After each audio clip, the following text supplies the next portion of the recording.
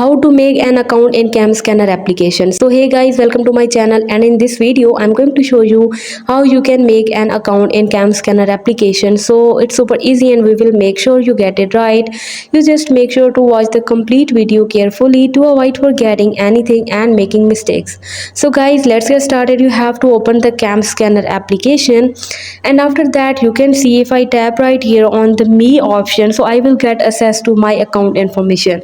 Now you can see at the very front the account option, so you have to tap right here on account, and after that you can see that you can continue with the email, you can continue with the phone number, or you can continue with the Google. So let me select the Google. Continue with the Google account, so I will get access to my account and it will be open as my Google account. So this is how I can create the cam scanner account. Hope you guys like my video, and please consider showing your support by commenting, liking, sharing and subscribing to my channel for more valuable content in the future.